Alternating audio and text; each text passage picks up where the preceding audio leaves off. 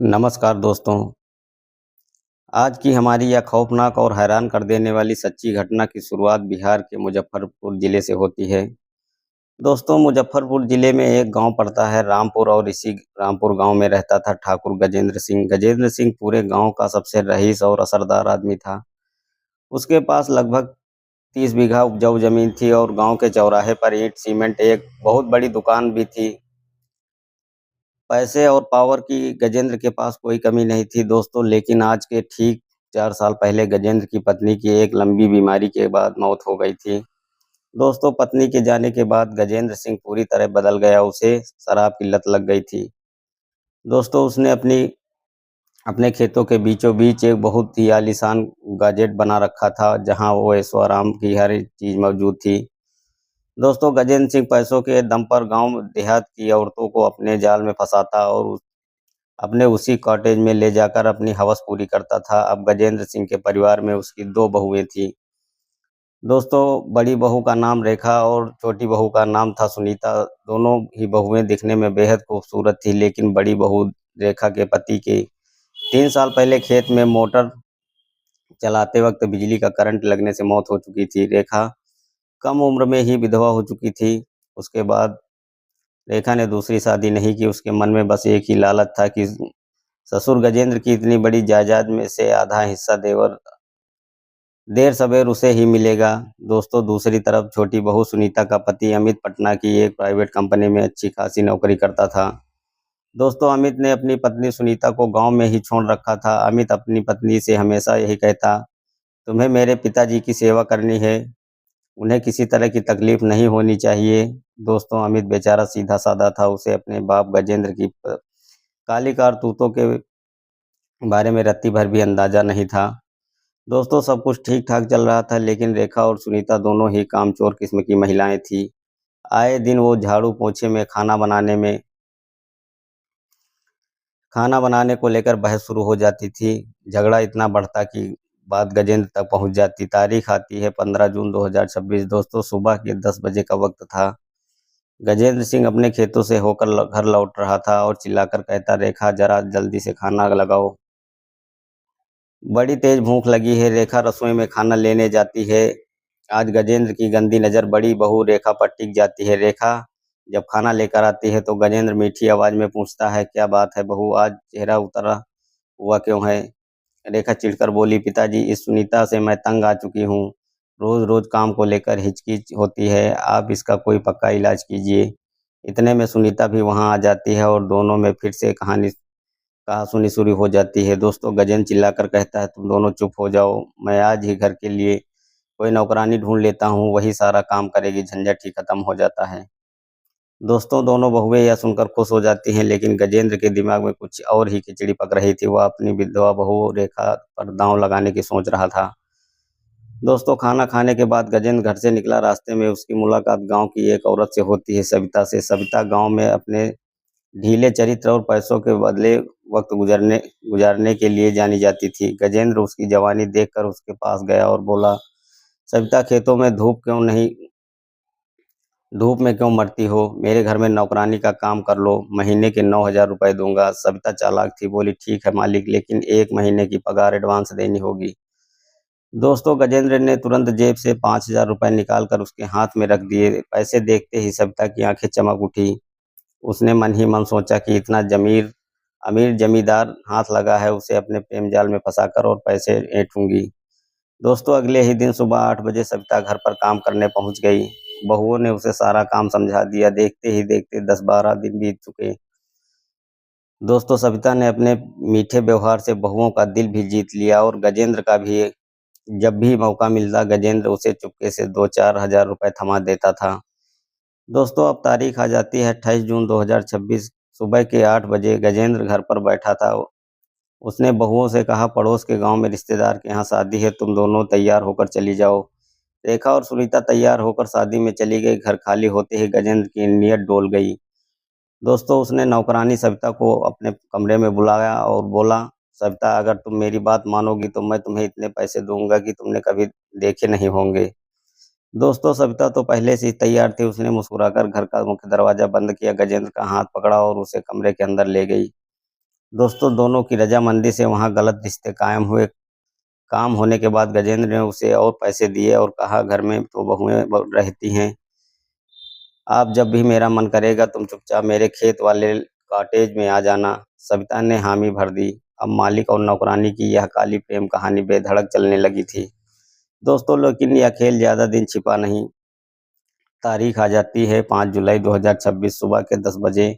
बहुएं घर की सफाई कर रही थी और सविता रसोई में खाना बना रही थी। गजेंद्र घर आया, उसने देखा कि बहुएं काम में व्यस्त हैं। दोस्तों उसने सविता से कहा, खाना मेरे कमरे में लेकर आओ। सविता जैसे ही खाना लेकर अंदर आई, गजेंद्र ने उसका हाथ पकड़ लिया और कमरे का दरवाजा बंद करने लगा। लेकिन बदकिस्मती से बड़ी बहू रेखा ने यह सब अपनी आंखों से देख लिया। जैसे ही गजेंद्र अपने खेत पर गया, रेखा ने सविता को जोरदार डांट लगाई, तुम जैसी औरतों की हिम्मत कैसे हुई मेरे घर में यह सब करने की? तू पैसों के लिए मेरे ससुर को अपने जाल में फंसा रही है। दोस्तों सविता भी काम कम नहीं थी। वह तमतमाकर बोली, मुझे क्या सुना रही हो?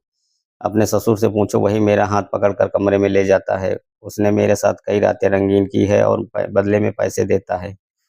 दोस्तों यह सुनते ही रेखा का खून खौल उठा। उसने चीखते हुए कहा, निकल जा मेरे घर से, आज के बाद यहाँ कदम भी मत रखना। और उसने सविता को घर के धक्के देकर निकाल दिया। दोस्तों शाम को 5 बजे जब गजेंद्र घर आया तो उसने सविता को नहीं देखा। तो रेखा से पूछा, सविता कहाँ है? रेखा बोली, मैंने उसे नौकरी से निकाल दिया है। वह चोर भी है और चरित्रहीन भी। दोस्तों गजेंद्र गुस्से में लाल हो गया। तेरी हिम्मत कैसे हुई उसे निकालने की? रेखा ने साफ कह दिया, पिताजी मुझे यह सब पता चल चुका है कि आप उसके साथ क्या कर रहे थे। कहीं ऐसा ना हो कि वह कल को आपकी आधी जायदाद अपने नाम करवा ले। गजेंद्र समझ गया कि अब बात बिगड़ चुकी है। दोस्तों वह उस वक्त शांत रहा, लेकिन उसके दिल में अपनी बड़ी बहू रेखा के खिलाफ नफरत की आग सुलगने लगी थी। दोस्तों वह सीधे सविता के घर पहुंचा और दरवाजा खटखटाया। बोला, सविता तुम कल से वापस काम पर आ जाओ। सविता ने मुंह फेर लिया, जहां मेरी इज्जत न हो वहां मैं काम नहीं करती, और आज के बाद आप भी मेरे घर मत आना। दोस्तों गजेंद्र वहां से निकला और सीधे अपने खेत वाले कॉटेज में जाकर बुरी तरह शराब पीने लगा। शराब के नशे में उसके सिर पर शैतान सवार हो चुका था। दोस्तों अब तारीख आ जाती है 15 जुलाई 2026 शाम के 4 बजे। गजेंद्र का छोटा बेटा अमित पटना से घर लौटता है। वह अपनी पत्नी सुनीता से कहता है, सुनीता सामान पैक कर लो, हम 4-5 दिनों के लिए पटना घूमने चल रहे हैं। दोस्तों बड़ी बहू रेखा ने कहा, देवर जी मैं भी चलती हूँ। लेकिन अमित ने कहा, भाभी इस बार सुनीता को ले जाता हूँ, अगली बार आपको जरूर ले चलूंगा। दोस्तों गजेंद्र ने भी मौके का फायदा उठाते हुए, हाँ बेटा तुम जाओ, दोनों जाओ और घूम कर आओ। अगली सुबह अमित और सुनीता पटना के लिए निकल गए। अब घर में सिर्फ बड़ी बहू रेखा और उसका अंधेड़ हवसी ससुर गजेंद्र सिंह अकेले थे। दोस्तों पूरा दिन बीत गया। रात के 9 बजे गजेंद्र अपने कॉटेज से शराब के नशे में धुत होकर बाइक से घर पहुंचा। उसने दरवाजा खटखटाया। रेखा ने जैसे ही दरवाजा खोला, गजेंद्र ने अंदर आकर दरवाजा बंद कर लिया। रेखा बोली, पिताजी आपके लिए खाना लगाती हूँ। लेकिन गजेंद्र रसोई में उसके पीछे पहुंच गया। उसकी आंखों में हवस थी। वह बोला, रेखा आज घर में कोई नहीं है, आज की रात मेरे साथ गुजार लो, किसी को कानो कान खबर नहीं होगी। दोस्तों रेखा के होश उड़ गए। वह कांपते हुए बोली, आप क्या कह रहे हैं? आप मेरे बाप समान हैं। यह सुनते ही गजेंद्र को गुस्सा आ गया। उसने रसोई में रखा सब्जी काटने वाला तेज चाकू उठाया और रेखा की गर्दन पर टिका दिया। अगर एक शब्द भी आगे बोली, चीखी तो गला ही रेत दूंगा। दोस्तों गजेंद्र की आंखें वहैसियों जैसी हो चुकी थी। चाकू की नोक असहाय। रेखा गिड़गिड़ाती रही, हाथ जोड़ती रही, लेकिन शराब के नशे में अंधे हो चुके ससुर गजेंद्र सिंह ने अपनी ही विधवा बहू की आसमां तार तार कर दी। काम खत्म होने के बाद गजेंद्र ने धमकी दी, अगर अमित या किसी और को यह बात बताई तो जान से मार दूंगा और जमीन पर एक टुकड़ा भी तेरे नाम नहीं करूंगा।